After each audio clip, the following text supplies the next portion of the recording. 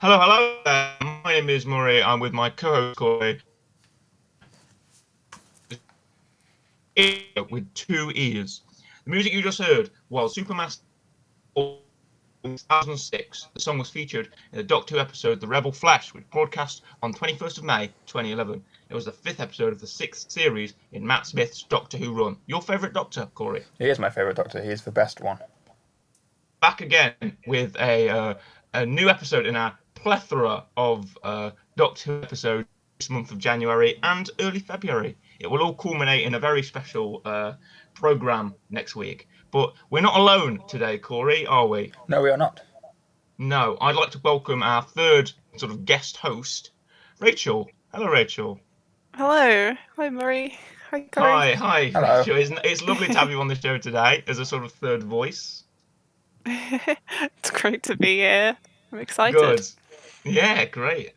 So, the sort of general progression of this episode will be us discussing Revolution of the Daleks, the New Year's special from the Jodie Whittaker run of Doctor Who, broadcasting on the 1st of January 2021. We're only 30 days late as of recording this, Yeah, just and we'll be even a week late when you're listening to this, dear listener. So, yeah, sounds great. I suppose I should pass it off to perhaps Rachel. Would you like to get us started with a sort of a starting topic, perhaps? Well, I mean, it carries on from Resolution. It's about 6 hours after Resolution, the New Year's Day special from the previous year. Mm-hmm.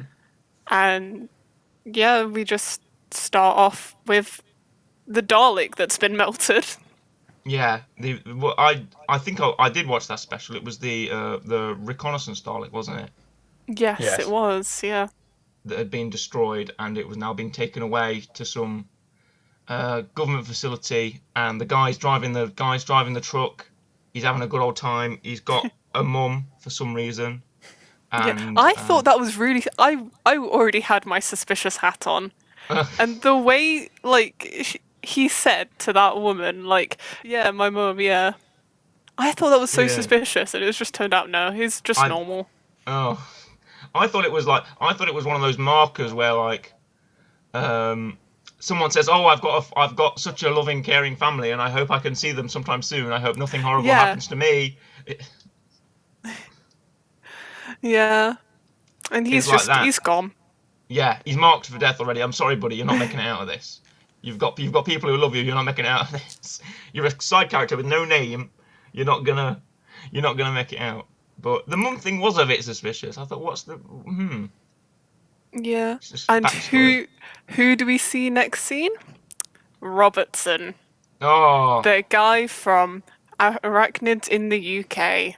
yes, Mr. Big from Sex and the City. If you're a fan of that. Chris Noth, yeah, he's back as Robertson. I think he does very well. It's a bit of political analogy approaching, but apart from that, I think he does very well playing the sort of sleazy American business type. I mean, we're always going to have those sort of people who come to the UK and want to make their big international business, and Robertson is that type of guy to the extreme, I believe. What did you think of the sort of introduction of? Obviously, I haven't watched Arachnid in the UK. I mean, I was sort of familiar with it, and I didn't know about his sort of character, but I was very impressed. I was also like, I wonder how they're going to handle this in sort of future episodes if the guy comes back. What did you think, Corey? Well, I haven't. Right, this is the thing. I've also not seen Arachnids. I thought similar to you, but he was actually very, very good. Because they mentioned a toxic waste scandal, I'm going to hazard a guess that's something that we've seen, and it's not just something they've mentioned that we're supposed to know about already or something. I mean, that was the whole thing with the Arachnids in the UK. Right. Yeah. So that's me missing stuff, not the story. That's fine. I mean, he's accompanied by Leo, who I also thought was quite nice. He's obviously the younger, sort of wants to make it, doesn't quite know what he's doing, very nervous kind of character, and I quite enjoyed that. Yeah. And they're with Harriet Jones, Prime Minister. I mean Joe Patterson, Prime Minister. I thought the exact same thing. She's just a discount Harriet Jones. Harriet Jones, Prime Minister. Yes, I know who you are. That's exactly what that was all I was thinking. Nobody knows who she is. No, that's all. Joe Patterson, Prime Minister. I don't know who you are. No one knows. That's all I was thinking. I was thinking this woman is very Harriet Jones. Yeah. That's what I'm getting. Also, in Doctor Who, a Prime Minister's tenure must be very short. Yeah. Very. She was Prime Minister for about, 2 days? Dude, I thought she was Prime Minister for 5 minutes. Yeah. But I thought the appearance of the Daleks was very Ironside, like the Ironsides from Victory of the Daleks. Right. The Matt Smith episode. the what are they called? Like the defense drones or Something like that. Yeah, they were called Ironsides, I believe. Yeah, in the episode in Victory of the Daleks, they were called Ironsides. I got the sort of same thing. They were sort of bringing tea to people and sort of being nice and standing there and stuff like that. So I was thinking we could sort of go over characters. Okay. Since we're sort of recapping plot at the minute. Yeah. Which we can do, but I thought we'd do best in sort of going over characters and seeing how we felt about. We've already talked about Mr. Robertson and Joe Patterson, Prime Minister, and Leo, who I think is unfortunately sort of taken over by the Carlid mutant, isn't he? He is. Did we have a spoiler warning on this episode? Oh yeah, spoilers, sorry. We're already part way through this episode, and we've already got spoilers, but spoiler warning, everyone. There's going to be spoilers. That's good. I'm glad we had you here, Rachel. Me and Corey would have just blasted ahead with everything. That happens in like the first 5 minutes anyway, it's fine. Yeah. Everyone's seen it. Everyone's seen it by now, I think. You've had enough time. You've had plenty of time to watch it. If you haven't watched it, go and watch it, and then come back. Come back. You'll enjoy the episode even more. Well, yeah, I mean, also, that whole introduction of him being taken over, I did not... Because literally, he makes it, and then the next day it takes him over. It's so dumb. Oh, well, I don't even know why he made the thing. I know. Because he's smart. That's it. That's all we get. Is that it? But surely he must have some thinking of, this is a Dalek. Well, yeah, I think people... Obviously he doesn't know, but... There is a working theory that people in Doctor Who have worldwide just massive amnesia. Yeah. There's no one look at these drones. There's no one look at these drones and think, these look very similar to the aliens that attacked Earth when all the planets changed. Yeah. And wasn't that a thing in Victory of the Daleks though? Because the Daleks had invaded before, and Amy just didn't remember. Oh yeah. So she didn't remember Stolen Earth, so I don't know why everyone else. Plot convenience. That everyone in the Doctor Who universe just has horrible amnesia.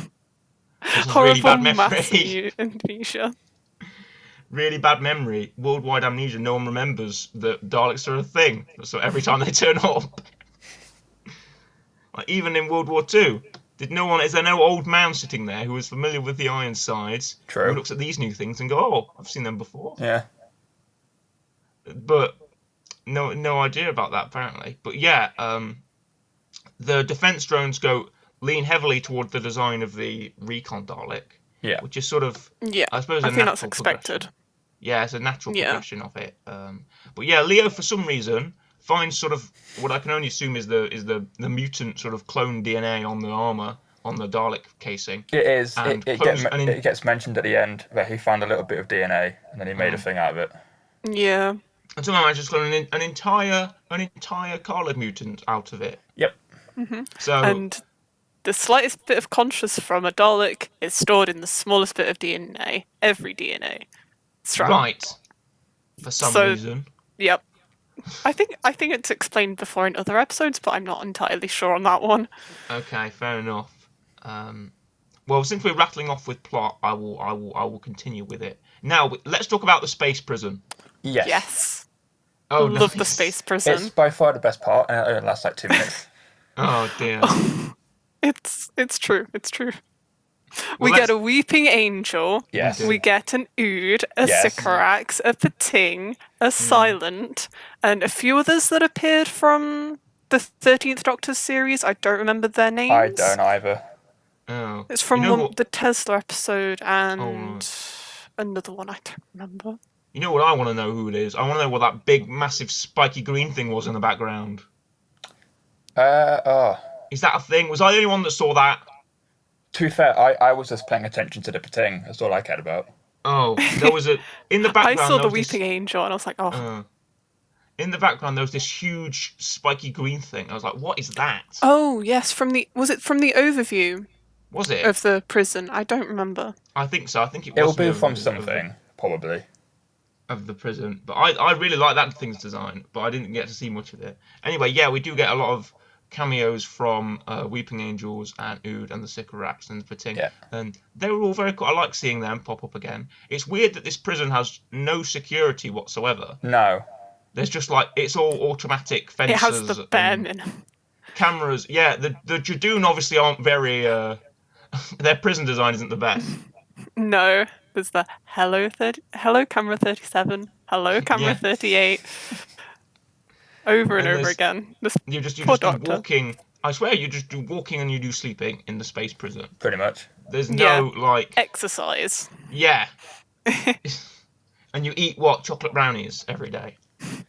Gosh, that's a life. I know. Send me there, Jadoon. I will commit space crime to go to your prison and eat chocolate brownies every day. You will go And- against the division and commit 7,000 other space crimes Yes. just to get this. Yeah. Well, if it works for Jack Harkness, if Jack Harkness can get there in about 15 minutes, then I'm sure. 15 minutes. He was there for 19 it took him years. 19 years. Well, how long? How long was he? How long was he committing space crimes for to get in that prison? Longer than he should have. Yeah, I imagine he's just on the most heinous space crime, and they and then Also, put him- the Doctor seems to know Harry Potter and the Philosopher's Stone off by heart because That- she yeah, starts but- reading that. She does. Oh well, of course she does. That's in my mind. That's a throwback to Tennant's because Tennant mentions in his series when he's with Shakespeare that he's already read all the Harry Potter books Ooh. and he knows them Oh, off by yeah. heart. Yeah. The- Also, I want to say Jack knocks 4 times on the wall, I believe. If it was Jack knocking, I assume it was. It probably was. I Which is swear there obviously was- the 4 knocks Yeah, in David Tennant's era. there was when- something else about that in the episode, wasn't there? There was 4. I can't remember what it was. It might have been that the knocks, but there's something in the music that had 4, but I can't remember what it was. Be interesting to find that out. But yeah, Jack gets into the prison by doing heinous space crimes. Yeah. And he uses the MacGuffin ball to escape using the big sort of blue shieldy thing, and they run through the prison, and then they manage to escape. Was he using a prison pocket? Come on, let's be honest. Yes. Was it like that episode where where he's naked and there's 2 robots are yes. inspecting him? And he's, You really don't want to know. yeah. I guess we should never question the Barrowman. Or where he gets his things from. Yes, but during the meantime, the TARDIS is a house. You might have to explain that to me, Rachel, because... Apparently, it's another TARDIS she has. Yeah, it's- because No, I think... Go Yes. on. It's from what I could gather, it is a second. Like I don't know, she gets a second one somewhere in the communion circuit or something. It's a bit weird. yeah, from- they use it at the end. Mm. I don't know if think- we should jump to the end yet, but No, we could. Well, we'll leave the end till a minute. But I think it's from the Fugitive of the Jadoon, where there's a second Doctor. There's that woman who Doesn't was that- secretly. doesn't that the Doctor Doctor. take Yeah. her Yeah. own? And I think they have 2 TARDISes, and one of them's a house, but one of them is also a TARDIS. It's sort of weird and strange like that. But yeah, let's continue on. And Yaz is sort of losing her mind over trying to find the Doctor. Yes. Is it just me, or does that seem like any other companion from other series, like Rose? And Oh yeah. Yaz I- is very sort of rosy. there's a thing with Yaz and the Doctor, and I'm like, Is this? Yeah, Becau- I was wondering that. So, especially because she stays behind when everyone else. Well, spoilers. Especially because she stays behind spoilers. when Ryan and Graham decide to I want a series of just Yaz and the Doctor. Can we get that, please? Although That's we'll get it probably exactly next what- season.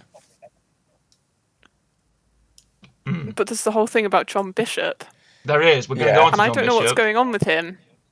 We're going to go on to John Bishop, but I want a series of just Yaz and the Doctor, or like a, I don't So do know, I. yeah, just like a mini series or a big finish drama or something like that about just Yaz and the Doctor just getting into hijinks and stuff like that. Because I think I don't know why, but I didn't like the idea of having 4 people in the TARDIS. It's like, yes, I know it's very sort of William Hartnell-esque. He had more than one companion, but I think Yeah.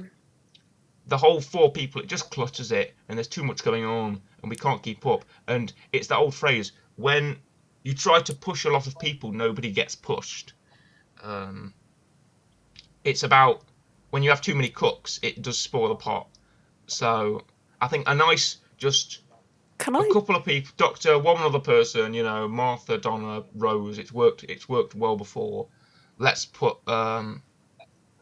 Sarah Jane, for example. Let's just put Yaz with the Doctor and have them go off and do stuff, at least for the first 3 episodes before we bring in Mr. John Bishop.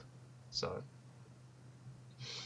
Can and I just say, I think Ryan is such a wasted character. oh, you should have been here for our tier list episode. Yeah. All we There is did, so much more they could yeah. have done with him. Mm. Like, he had his whole. Yeah. From what happened with me was I was during the tier list we just ribbed on him for a point, and it got sort of I don't know what, it didn't go very well for him, unfortunately. It's, Oh, I'm back. There you are. It's he's not. I don't know. Yeah, Corey. I'm in 2 minds with him. I think as a character with him and Graham, it kind of works a little bit. But I feel like he is the companion to Graham, who is also a companion. Yeah. That's very interesting. Yeah. I think there was the whole arc with, like, Graham and Ryan getting closer together, and then this episode kind of ruins it. Yeah. The whole. When they're on the ship, the Dalek ship at the end, spoilers, but Graham's trying his hardest to be, like, friendly with Ryan, sort of thing. Like, a he's cool trying dad. to get in with the lingo. Yeah, he's trying to be a cool granddad. And Ryan's just like, what are you on about? Bit of a I think tonal it ruins. Yeah, because Now, they got so close. Yeah, I haven't watched the previous series, but I assume the series was spent with Graham and Ryan, bonding again, and that's what the last scene felt like. It felt like the last scene was like he's on the bike and he's trying to teach him, and they sort of see the vision of his wife or whatever, Ryan's mum. The last scene is a reference to the first episode of Jodie's season. That's how they meet. Oh, right. That's where they meet the Doctor. He's trying to teach Ryan how to ride a bike. Oh, right. Yeah, okay. with Grace in the back. Grace helping, yeah. Yes.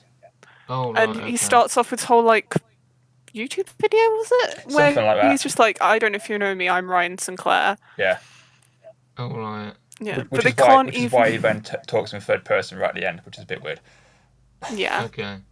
They don't even let him have a full bike ride. They can't even give him that. Chibnall, please. No, he falls over again at the end. Chibnall, where is the respect for bike riding? At least give him some development, Chibnall, please. Well, I was about to say that I think, well, again, I didn't know about the bike riding thing, Yeah. but he said, like, he wanted to do what the Doctor does, but do it on Earth. And like, well, Yes. what? You're Yes. going to become a vigilante? They've And got their go around- psychic papers. Yeah, they do. It's like, yeah, go around solving Earth crime. You might as well become a policeman. You're not going to... You're going to take the law into your own hands, because that's what the Doctor does. You're going to become a vigilante on Earth and just go around with your... They would abuse that psychic paper. I'm sorry, but if I had that, I'd just use it all the time. Yes, I can go into this highly classified building. Look at this. Bang. I just abuse it. but that's me. I'm sure they're going to be more responsible with it than I would be. Most So likely. let's talk about the Doctor comes out of space prison. Okay, the Doctor Yes. is out of space prison, Yeah, and she meets up with the companions. It's been what, 10 months? 10 months. Right, and she needs to solve the problems of the defense drone Daleks. Now, the defense drone Daleks are being 3D printed, which I thought was Yes. amazing. Actually, I hated Yes. that. What? Because it for some reason, and I don't know why, because he mentions that, and he also compared this to the iPhone, which I also hated. Because it's like at the end, again, spoilers.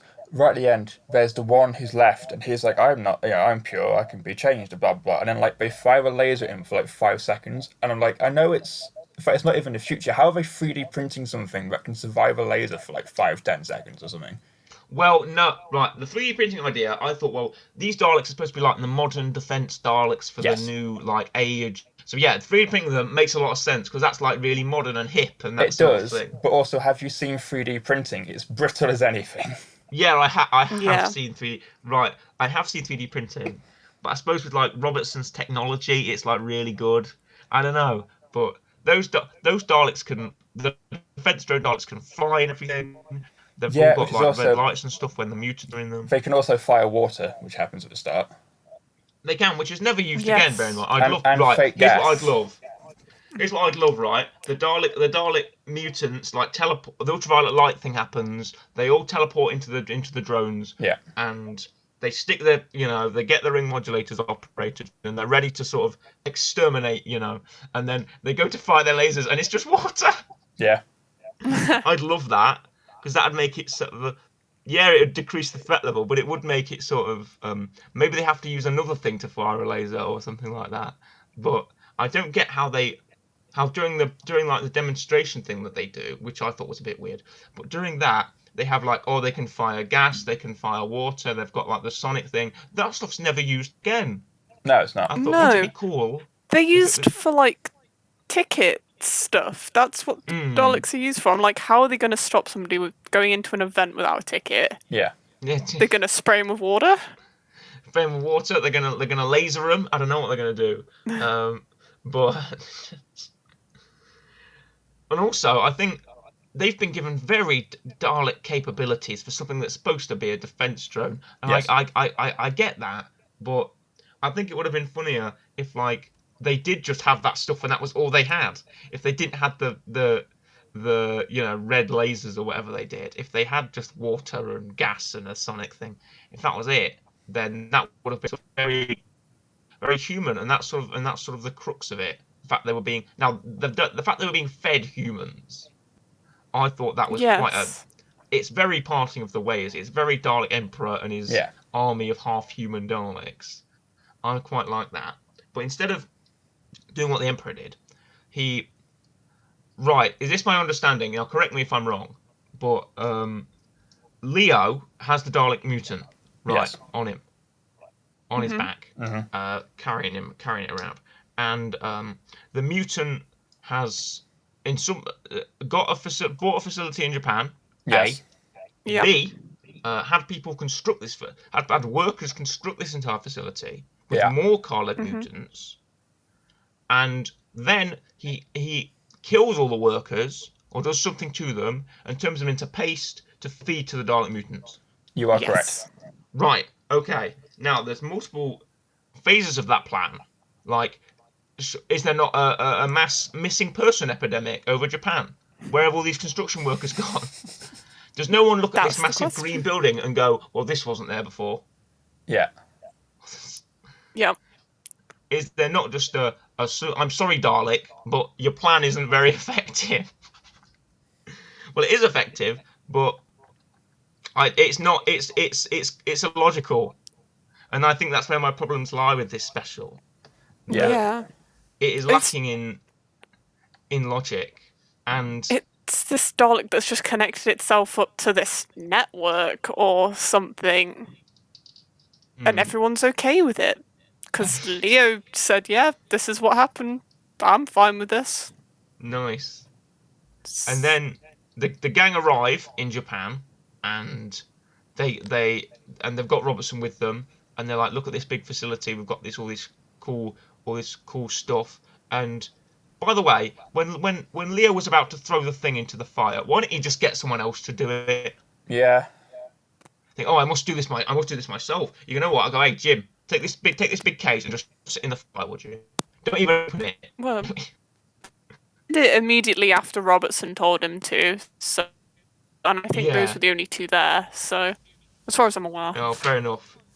He only did it himself because he had to. Yeah. But the whole ultraviolet light thing happens, which was in the last New Year special with the Daleks. Yeah. Yes. That was like a plot device where they'd have to use ultraviolet light to sort of grow better.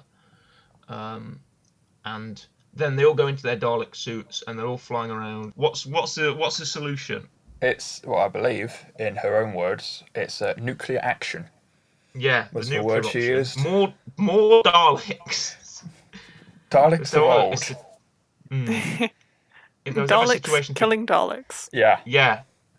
Well, the Daleks have always killed Daleks. Yes. They've had civil wars in the past between the Daleks loyal to Davros and the Daleks loyal to the Emperor.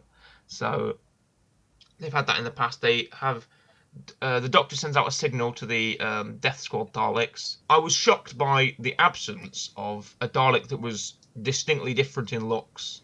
Like Yes. This is my point. The Death Squad Daleks arrive, and by the way, there was a lot more on that ship than I thought there was. Yes, there were so many. There were. They just all poured out of that ship. Yeah, it must have been a big ship. So. And yet we see some core of it. That's all we see. I thought the ship was huge, and then when they actually go onto it, it's just a tiny it's just hexagonal. Yeah. Yeah. Shaped.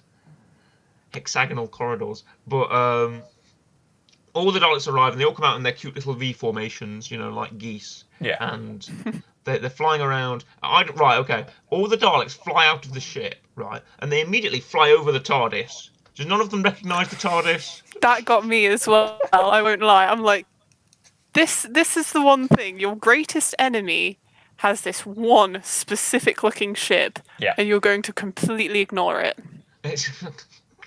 They're flying out of the ship, and the Doctor goes, right, the Daleks cannot know that I sent this signal. The Daleks fly the ship. We can see you, Doctor. You're in the TARDIS. And they should notice straight away, because of course they would. But no, they just ignore it. And they fly down, and they shoot all their blue lasers versus red lasers, and they defeat, somehow, all of the defence drones well, I suppose it's not really worldwide. It's just in the UK, so I guess they're all right. I guess they can just sweep the entire United Kingdom and blow up all the defence drone Daleks. So pretty successful. Yeah, the effectiveness of the Daleks have definitely gone up. All but one, who happens to be the one who started it anyway. Yes. Yeah. Very convenient. But Jack Robertson goes down there and he goes, These are intelligent creatures, and I'm gonna ally with them, right? Yeah. First off, the Daleks don't immediately kill him. No. Which, if I was a Dalek, and this guy was walking up to me saying all this stuff, I'd be like, right, I'm just gonna shoot you. I don't care. You're not gonna promise me anything. Not that I couldn't do myself. Where's Dalek pride? Come on. Anyway, and he makes this big line like, "Oh, you can take me to your leader because you're aliens." Yeah. Yeah. And I'm expecting, is the Dalek Emperor gonna be back? Is it gonna be like one of those paradigm Daleks? Is it gonna be like a Dalek with like some cool gold stuff on him? Is it gonna be a Dalek with like a black head or something like that? But no, it's just a Dalek with a deeper voice. Yeah. That's all it is. Oh dear. Just a single aesthetic change and I would have been happy. I was like, right, we need like a Supreme Dalek or something. It could have been like the red one that Corey really likes. Yeah. It could have been like they have to sell it that it's the old Daleks. Yeah. Yeah, but I get it's the bronze Time War Daleks, but it could have been like, you could have put something on his head. He could have been wearing a party hat, for God's sake, and I would have been happy to say he's the leader. And there's nothing that distinguishes him apart from a deep voice. And I There's know also one with a higher voice as well. I is, don't yeah. remember there exactly is. what he does, There's like but five. There's like five little Daleks that's standing in this nice cute circle, and they're all sort of got their plungers together, and they're all talking in different voices. And I think that's cool. I love the fact that Nicholas Briggs does separate voices for them, so they don't. So you can tell which Dalek's speaking at a different time. But so deep voice McGee Yes, is like. Who, by the way, I think only appears like twice.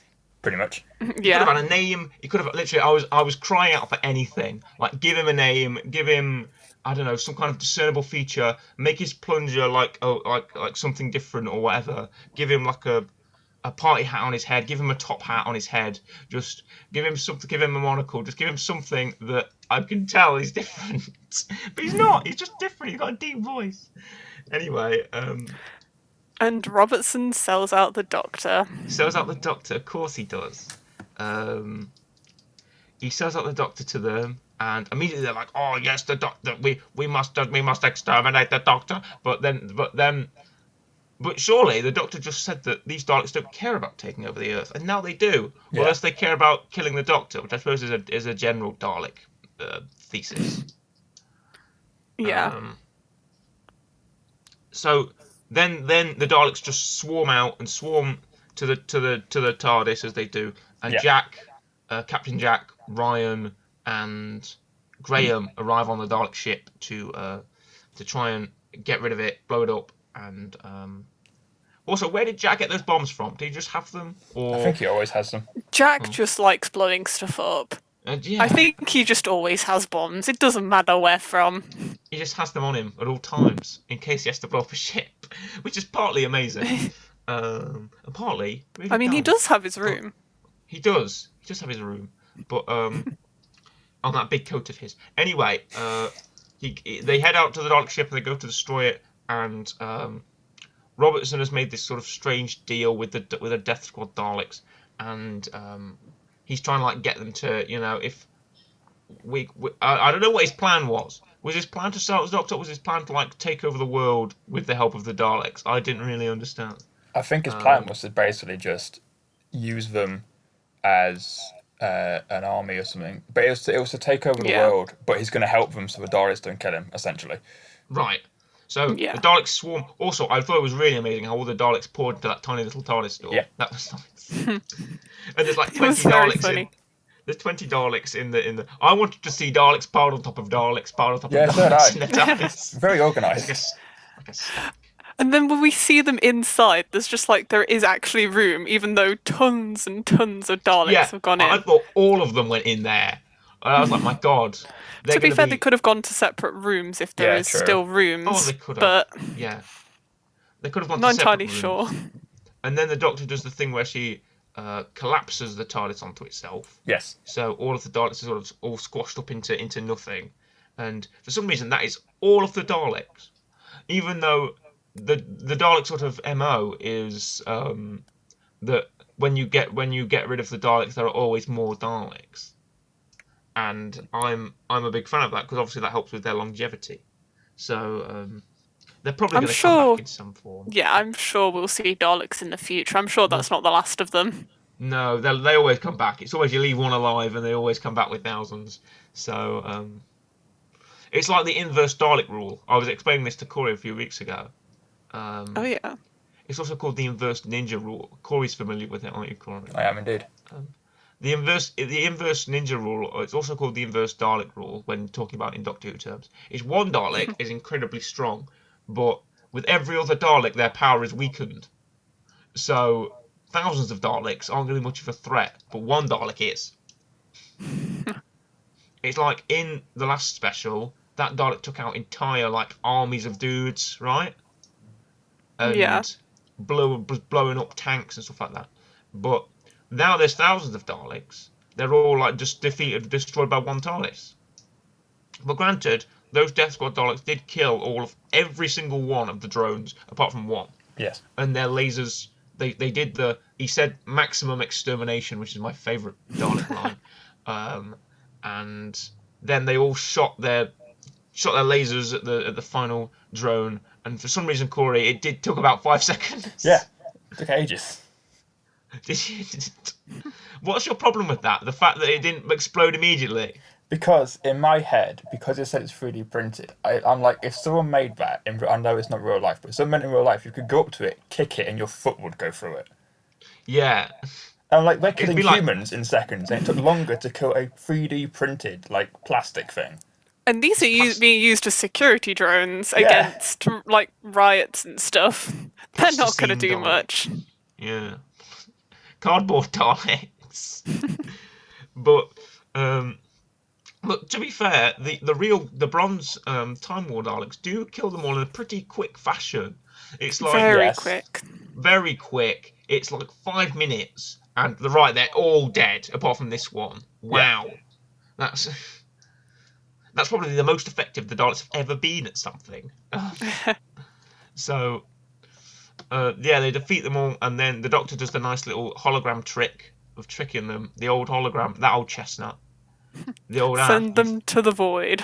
Yeah, you fell for my plan of the old hologram trick, and then they all get sent into the old pocket dimension and blow up and whatever. Yeah. And then we get the resolution of the story where Graham and Ryan decide to book it and leave out the TARDIS. But also, Wow.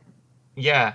Well, let's talk about. That's Ryan's choice, really. Graham was real ready to go on a next adventure at that meringue restaurant or whatever, where everything's made out of meringue. Yeah. I hope we see that at some point. We won't. No, we come on. won't. The cold open of the next episode is going to be Yaz and the Doctor just eating meringue. It Okay, is. oh, that's nice. The next cold open will be the Doctor having another existential crisis until it gets solved. Yep. I mean, her first one still hasn't been solved. So, Timeless Child. What fun. Oh yeah. Even Well, more complication for Doctor here.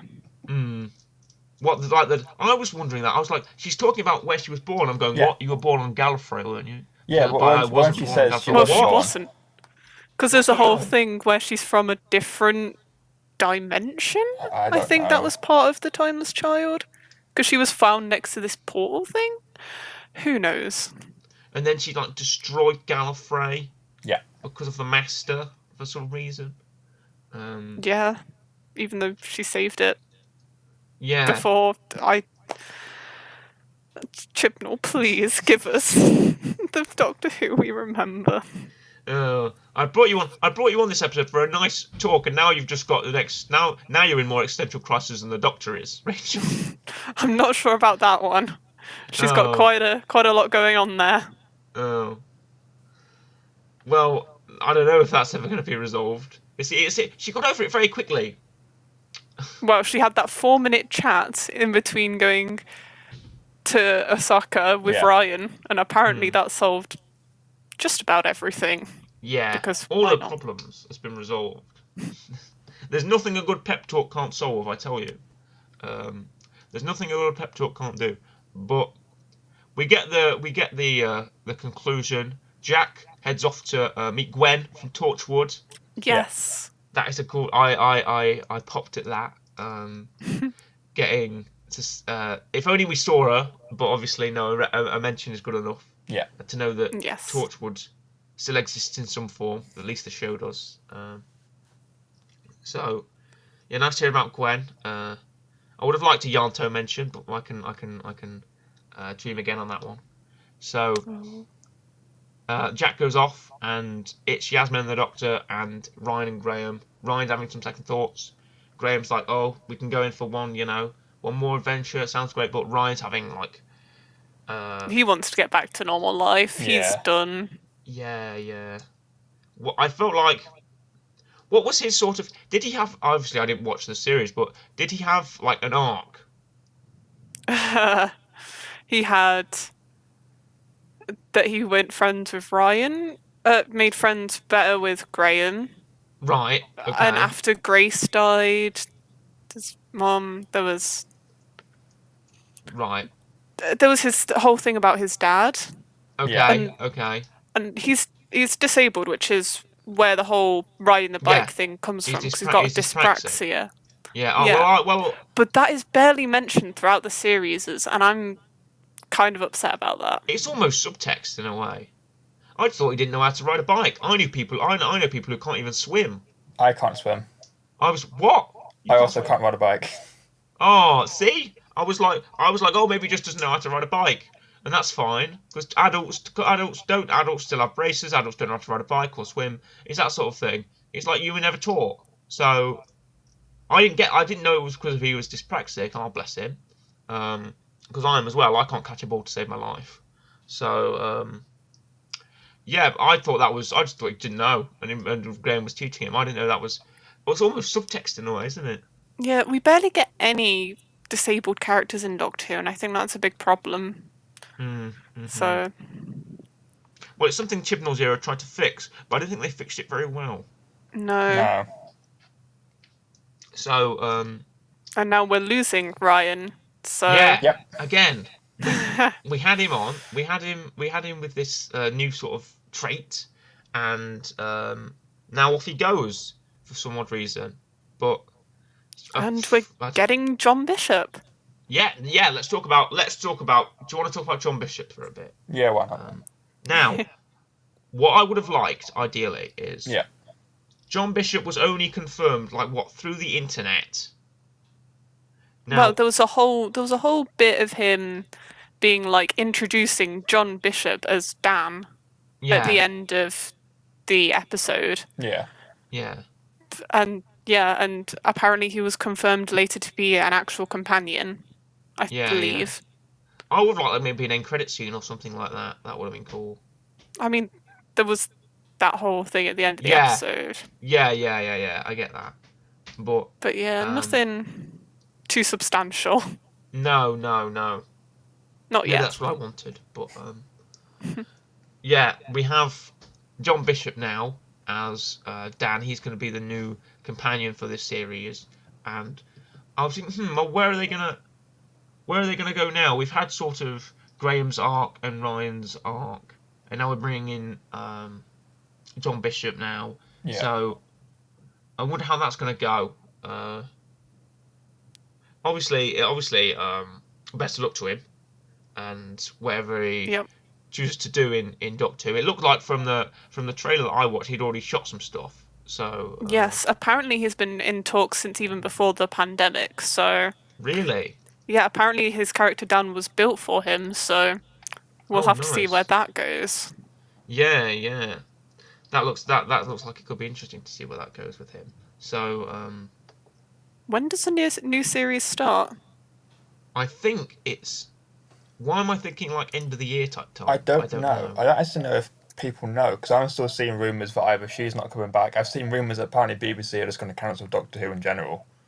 Right. I've heard Jodie's not coming back Yeah. after this next series. Yeah. She's doing another series to wrap everything up, and then she's not coming back. That's what I assume.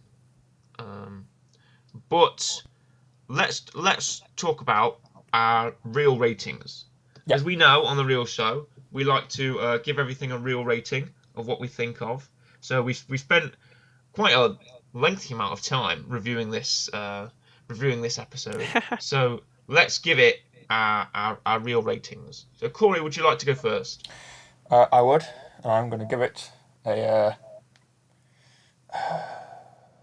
I'll give it a 6. I was going to give it a 5.5. Right. 6 reels. Okay. Yeah. Rachel? I was thinking a 7, Right. but I'm not sure. There's bits and pieces where I'm happy with it, I'm not happy with it. 7's the ground I'd give it. Right. And my real rating, I'm going to. Me and Corey often think quite alike on this show at some points. Sometimes we don't, but sometimes we do. And this is one of those times because I'm also going to give it a 6. Nice. Mine is 6 reels. Like Rachel said, some of it was very good, and some of it I was very proud of and very happy with. The old callbacks to sort of Russell T Davies, Moffat era, that was good. Obviously anything with the Daleks in it, and I'm happy. So I think 6 is good enough. But there were sort of blazing faults that I couldn't look past. So that is why it's not getting a higher score. So Yeah. Yeah. Yeah, I think 6-7 reels. Not too bad. Not the worst that we've had on this show. It's not actually. No. Really? What have you had that's worse? Oh, we had. Oh no. What was the lowest? What's the lowest? Yeah, I I mean, think you've definitely given a 5. Cat's got like, Cat's got bad. yeah. Oh yes. I went to the cinema to see that So one. did I. Oh, I think that got like I want to say like a 3, maybe a 4. yeah, I think it got Understandable. 3. Yeah, I didn't like that one. No, I don't know whether something got worse than that. It'll be not up. It'll be nice to go back to other episodes and look. But we also like to end the episode with a weekly weekly recommendation to give to you, dear listener, on this fine day. So, Corey, you have a weekly rec ready for us? I do. So obviously, the last couple of weeks we've both been recommending stuff that is Doctor Who related. I mentioned Big Finish. You mentioned The Chase. So I'm going to keep it on a similar line. But I'm not necessarily recommending an episode. I'm recommending a film and a mini episode that lasts about 6 minutes long. Of course, referencing Mr. Paul McGann himself, the Eighth Doctor. Oh yeah. For a main reason of, one, he lies in this weird middle ground of, he's not really New Who, but he's also not really classic either. He's in this weird middle part. But also, because I think, one, it's a film, and no one literally ever talks about Paul McGann as a Doctor at all. Because he's in this whole weird thing of, like, he has one film which is nearly 2 hours long, I think, and that's it. That's literally, I think he has literally the shortest runtime. There's also the Night of the Doctor, isn't it? Yes, I believe, where he comes that's back the just mini before the Day of episode. the Doctor. That's the mini episode, about 7 minutes long, and but essentially just explains his regeneration, essentially. Yeah. Which is on you. I think that's on YouTube. I think that's free. You can go watch that. Which apparently, I didn't realise this, was that 7 minutes was rated better than the film itself. Wow. So there you go. That's something for you. But I don't know. I feel like people just go watch it. He's not bad. He's not up there either. Like if you compare him to like 9, 10, 11, 12, 13, he's not in that kind of thing. But he's also not bad. He's good. He made it into the 50th anniversary. He's in there. He's in the lineup. It's official. Part of that was also helped by Big Finish because his story gets massively extended in all the audio stuff. And in fact, in terms of audio and Big Finish, he is probably one of the better Doctors because it's more fleshed out. Yeah. But I feel like people need to give him more of a chance. Yeah. So your weekly rec is the it's the film and it's the mini episode. Then the mini episode, okay. That's of Paul McGann's Eighth Doctor. It is indeed, and obviously he is the Eighth Doctor, which would make it for a very, very, very obvious 8 out of 10. However, I don't think it's quite that high. I think as the film and the mini episode himself, I think out of 10, I would give it a real rating of 7.5. I think that's fair. Right, that's a very solid. So, what would you give it that rating for? I quite enjoy. I think because I haven't seen the film in ages, but from what I remember, it is this weird. Whenever I hear people speak about it, I've seen it. They always compare it to the new stuff because that's what most people have seen, and it's this weird thing where like it I think takes on more of the aspect of the Doctor's not human, he's half alien. It's this very weird story that kind of just happens for ages. I do like the mini episode where it then connects to the newer series and it shows how he died and why he regenerated and all that sort of stuff. The Night of the Doctor, isn't it? Yes. Yeah. That was 2013. Yeah, and I think it's good. Like I said, it's not up there, but it's a film. It's a good watch. Obviously, I prefer sometimes for longer episodes of Doctor Who with specials for 2-parters, that sort of thing, because it just gives the chance of more stuff happening. You can get more story out of it. It explains more. So also in that regard, I think it's better in the aspect of it's longer. Therefore, it's also a better watch than some of the stuff. But I just think people need to go watch it. People need to go see it. It's enjoyable stuff. It's not the best, but it's good. Yeah, it's the 1996 TV film Doctor Who. Yeah. which was sort of like a backdoor pilot to try and reboot it again, wasn't it? Yeah, I remember reading there was two things they were looking at rebooting. It was Paul McGann's Doctor Who and it was something else, and they think they picked the other option. And then obviously later brought back Doctor Who with Christopher Eccleston. And the Night of the Doctor. Does the Night of the Doctor connect to just the Ninth, or is it with the War Doctor? I've got a feeling it's with the War Doctor, but I could be wrong. 2013. Yes, it is. He regenerates into the War Doctor. Yes. Okay, cool. The real show, Movie versus Winners' very own with the War Doctor. Somehow he won that. He did. Rachel doesn't know about that, I don't think. We do a segment called Movie Versus where we like to pit characters together in a battle to the death in a basketball court. Yeah. And we had all the new Who Doctors battle it out, and the one that we decided would be the definitive winner was the War Doctor. So, wow. Yeah. Not even my boy Christopher Eccleston, my favourite Doctor. Okay. Was he third? I think third. He made it a while. I think it was... Who came second? Who beat him out? Capaldi? I think he beat out Capaldi. I think Capaldi was third, wasn't he? Yeah, Capaldi was second. Oh, Capaldi was second. It was Matt Smith went first.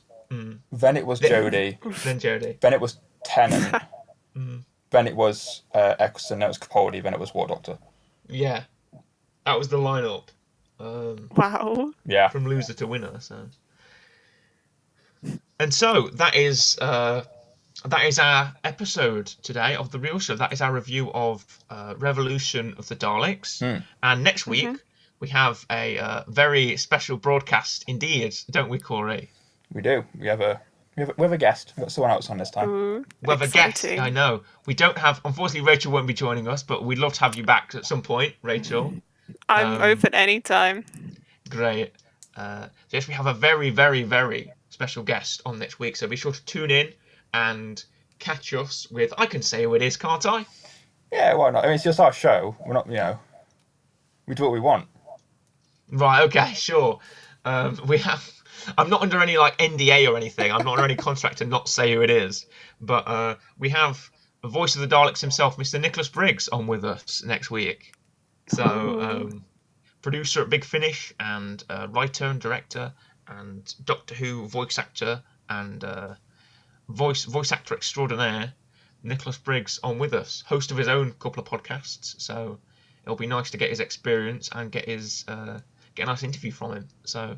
Yeah, tune in then, folks. But until then, we're going to leave you with Vienna by Ultravox, which was used in the Doctor episode The Cold War in 2013. Another episode of Matt Smith's run. So you're going to be happy today, Corey, aren't you? I know, a little bit Matt Smith around here. It's great.